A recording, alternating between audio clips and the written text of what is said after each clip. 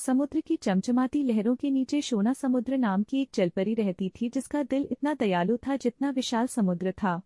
उसके चमकदार तराजू ने सूरज की रोशनी को पकड़ लिया और उसके लंबे लहराते बाल धाराओं में नाच रहे थे।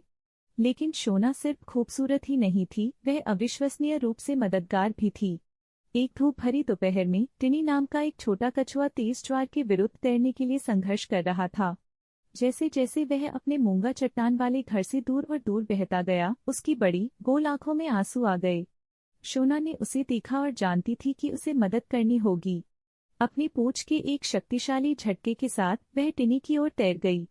चिंता मत करो छोटी बच्ची, शोना ने शांत होते हुए कहा। उसकी आवाज लहरों की तरह धीमी थी। मैं तुम्हें घर पहुंचा दूंगा। टीनी ने निश्चिंत होकर शोना के पंख को पकड़ लिया, क्योंकि उसने कुशलता से धाराओं को पार कर लिया था। रास्ते में वे चंचल डॉल्फिन और पी के बोइंग केकड़ों से बचते रहे। आखिरकार वे मछलियों से भरी रंगीन मूंगा चट्टान पर पहुंचे।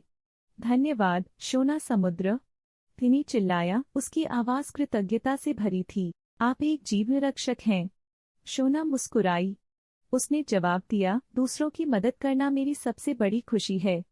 शोना की दयालुता की खबर पूरे सागर में फैल गई। जल्द ही जब भी किसी प्राणी को मदद की जरूरत होती तो वे जानते थे कि किसे बुलाना है। एक खोया हुआ बच्चा ऑक्टोपस। शोना इसे इसके चिंतित माता पिता से फिर से मिलवाएगी।